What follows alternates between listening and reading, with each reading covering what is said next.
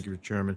Chair Gensler, good to see you. As we all know, the asset management and investment consultant industries are overwhelmingly white and male. We also know that study after study has shown that greater diversity leads to greater profitability. So in an effort to improve performance in these industries and thereby benefit everyday investors, the SEC's Asset Management Advisory Committee unanimously recommended that the SEC take several tangible, concrete actions to improve diversity in the industry in a way that is aligned with the SEC's own diversity and inclusion goals and its mandate to protect investors and promote fair and open markets. Have you had the opportunity to read the full advisory committee's report? Sir, I'm familiar with the report. I've read a summary, to be Okay. candid with you.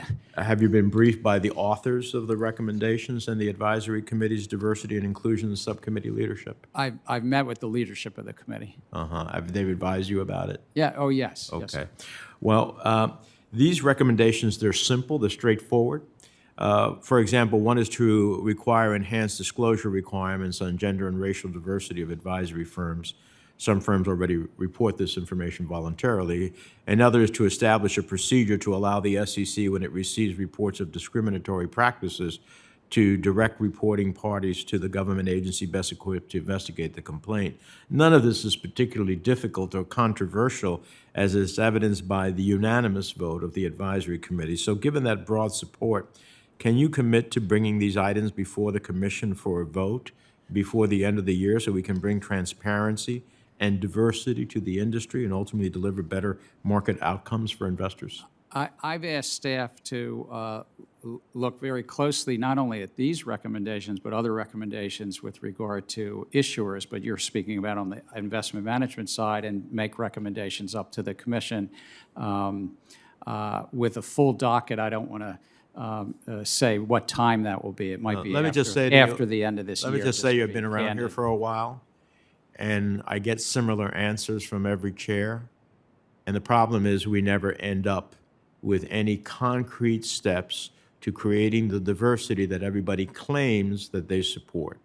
So I'm tired of hearing about we're going to study it, we're going to get more recommendations. I want to know, what is our pathway to action? So, sir, we're doing more than just studying. I've asked staff for recommendations on the issuer side, as we've talked about earlier, about human capital, and that's the 7,000 plus issuers, and that includes diversity, includes workforce statistics, as Senator Warner and I were discussing earlier as well, and Chair Brown.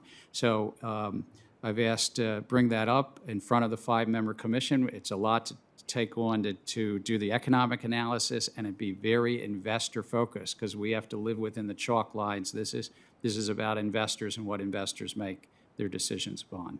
Well, we'll be following up with you. This is an issue I've been pursuing for some time, and without satisfaction, to be honest with you. Should shareholders of companies that make public pledges expect their company to act in a manner consistent with the stated company policy? I think it's at the bedrock of our securities laws. President Roosevelt called the first act in front of Congress, the 33 Act, the Truth in Securities Law. And so you're talking about that if you make a pledge to your shareholders about building a factory or any pledge, that you not defraud the public, that it be honest rendition and of the disclosures you're making. Well, after the insurrection attempt earlier this year, many companies made public pledges to stop donating money to the 147 members of Congress who objected to Congress's certification of President Biden's victory.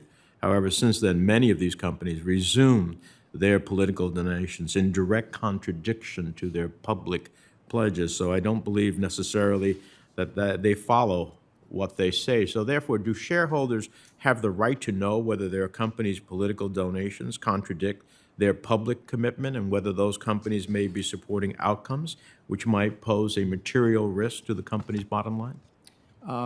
If it poses, as you say, a material risk, and there's been a material misstatement to the public, that's at the center of our securities laws. Well, I look forward to seeing some enforcement in that. Finally, due to public health concerns, in November of 2020, FINRA provided member firms the option to complete branch office inspections remotely for calendar years 2020 and 2021. What's your assessment of the quality of those remote inspections? Do you think regulators sacrifice any oversight by allowing these remote inspections? And because we're still facing with the Delta variant pretty high, is the SEC considering extending remote inspections given the current public health? Well, Senator, we are. I mean, we as a nation are living through the most challenging time, well, at least in my life, health-wise and economically related to that.